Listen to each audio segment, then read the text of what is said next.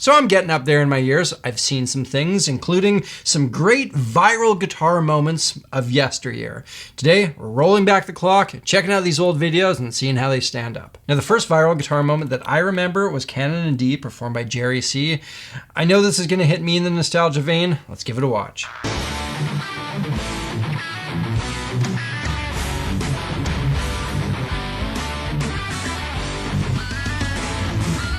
Coming out March 2006, this might be the original viral guitar moment. And I feel like Jerry C hits this wonderful sweet spot with this performance. It sounds great, it's well executed, it perfectly fits under the umbrella of what most people would consider awesome guitar playing. See, this is accessible in a way that a lot of other shred guitar players aren't. I wonder if it would gain much, if any, traction in today's world. Because you gotta remember, back then, social media wasn't flooded with all these amazing guitar players. In fact, there wasn't even really social media back then. Most people hadn't been exposed to this type of playing since, I don't know, maybe the 80s, unless you were in guitar circles. For young early YouTube adopters, most had never seen anything like this. Plus, it was during the Guitar Hero era, where the instrument was getting the second life, so this video and its popularity just really capture a moment in time. So every guitarist eventually hits this big hurdle in their development. You've been playing for a while, you got some things under your fingers, but you kind of realize you've been playing the same stuff for a while and you're spinning your tires, not improving. This is so common, everybody deals with it, and it's been one of my life goals to help people barge through this and get to that next level, and this is why I created the Samurai Guitar Dojo. Every week over there, I show you one thing that you should be able to get into your fingers relatively easily, and after a while, these new skills start stacking up and you realize you're a completely different guitar player than you were when you started. For example, in the first chunk of lessons, we looked at a number of blues soloing techniques, and I made this for the guitarists who only have so much time, but are desperate to just get on a path, stick with it, and move forward. I've got a couple promo codes left. If you use the link in the description, you're gonna gain access to all the new dojo lessons, all the old ones, all of my other courses for half off, $7.50 a month. And hey, if you just wanna check out kind of what we're up to over there, I've got a free ebook that you can download using the link in the description as well. Anyways, let's get back to it. When I first started doing YouTube about 10 years ago, I was trying to do the whole go viral thing. And I think it was a few years too late to that world, but one of the guys I always looked to for inspiration was MysteryGuitarMan, Joe Pena, who may have been the first ever guitar YouTuber. His biggest video is the Guitar Impossible video, 16 million views. Let's check it out.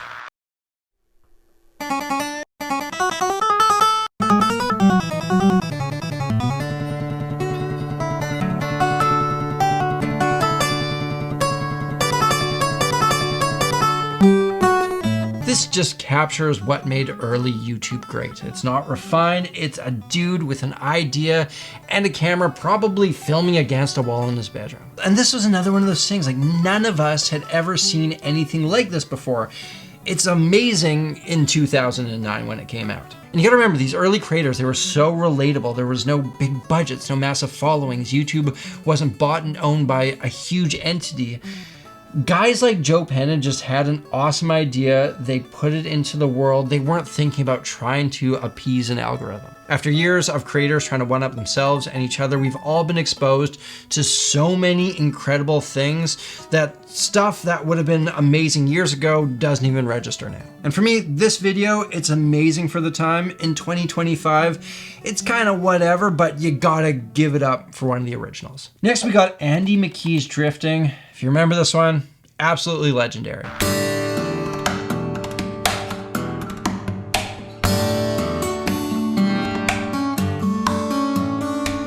We can look back at this video now and see that it had a pretty significant cultural impact because it introduced this new genre of music into the guitarosphere.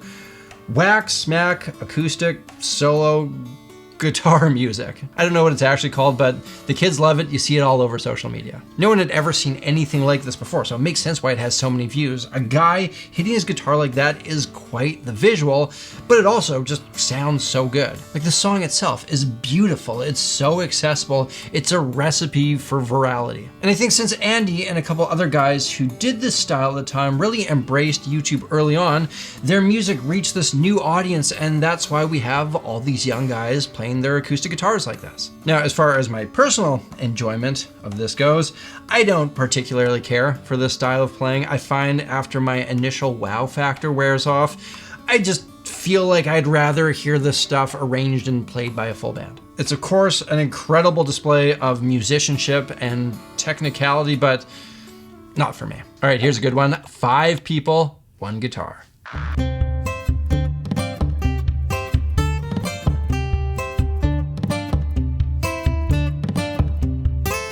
Now and then I think of when we were together.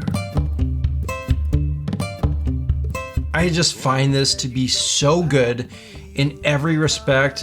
In my opinion, this is the perfect viral video. And this is an interesting one because I would say that this was a defining moment in my life, and I got to watch this all unfold from behind the curtain. All right, story time. So within a week of moving to college back in 2009, I think, I met this guy. His name is Joel, and instantly I hit it off with him. I was like, this is my guy. He was the best friend that I made in my college. We tried to do all the same classes together. We started playing in bands.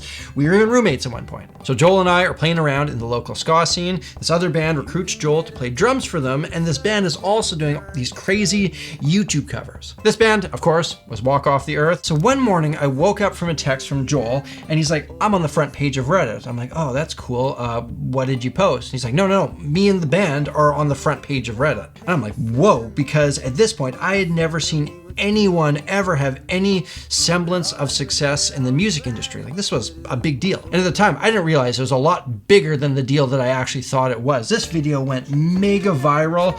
I think it has more views than all of the other videos on this list combined, but within a week, they were flying down to New York to court major labels. They were on Ellen. They were performing sold out shows. And Joel and I are texting back and forth as this is all unfolding.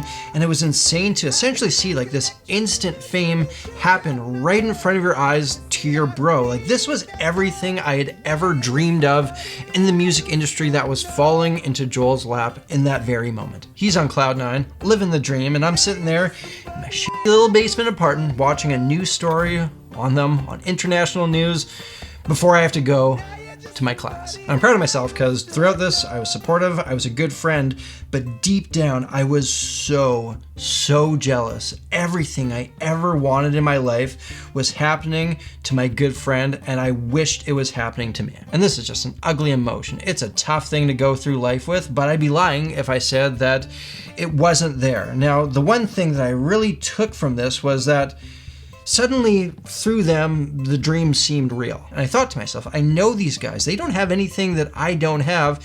If it can happen to them, why can't it happen to me? And I thought back to that news story that I watched before going to my class. And at the end of it, the news anchor, she said, you know, that was really great, but it'd be super cool to see one person play 5 guitars. Which brings me to my next video.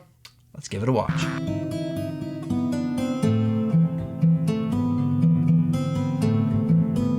Not long after Walk Off the Earth took over the earth, having no prior video experience, I went and I made this. Because I was like, you know what?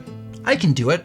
I can play 5 guitars. And for a while, I was just setting up every guitar I owned, working out this arrangement, practicing this every night. And after a gruelingly long period of working this out, I borrowed an acoustic guitar from everybody I knew that had one. I set up some garage lights in my bedroom, and I made it. And for a couple years, it just sat on a hard drive. Because when I made this, I remember feeling like I tapped into something special within me. There was this passion, this excitement, this ability to do these things, but I felt like I needed to finish college first and get my ducks in a row before pursuing that thing. And so I ended up starting a band with the idea that we would do this whole Walk Off the Earth approach, build this fan base through these crazy ideas that I had for videos, but that didn't work out. I eventually decided that I was just gonna make these videos on my own, and that was the beginning of my YouTube channel some 10 years ago. All right, moving on, let's check out Tommy Emmanuel's guitar Boogie.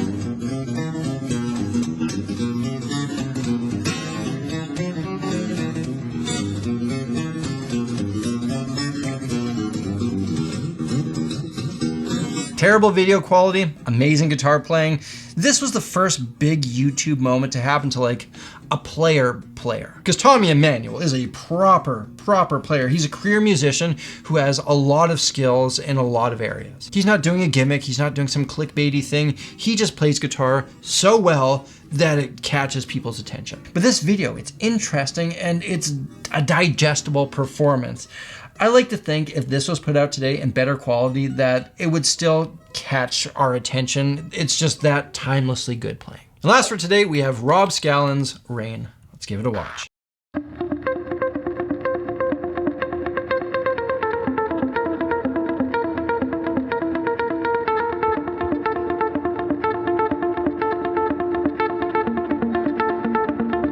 Now, I just love this video so much. I think it's an example of a very special thing that happens now and then in music. When you take something that's actually really easy to do and find a way to make it sound really cool, because these are the moments that inspire kids to pick up or stick with guitar. Because as soon as you create something on your guitar that sounds good to you, it creates this excitement within you that can motivate you for a long time. Because what Rob's doing in this video is a gear trick that's actually not hard at all.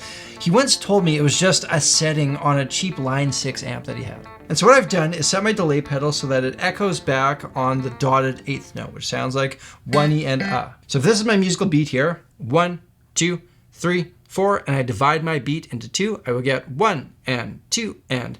And if I make it so that my delay pedal repeats this note, a dotted eighth note later, it would end up here in the beat.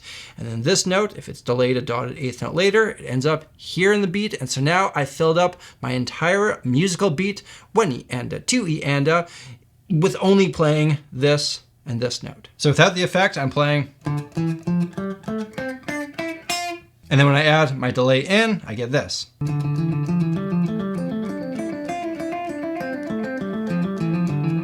I love stuff like this because it makes playing guitar accessible. It brings more people into our world, and when there's more of us doing this, more cool stuff comes out. Ladies and gentlemen, there you have it, the viral guitar videos of yesteryear. And remember, we'd love for you to join us over at the Samurai Guitar Dojo. Over there, I put out weekly lessons designed to give intermediates a clear path to the advanced stage. So you gain access to all that, all of my other courses for only $7.50 a month when you use the link in the description. Thank you all for watching. Until next time, look after yourselves, look after each other, look after the planet. I'm Samurai Guitarist, and I'll see you again soon.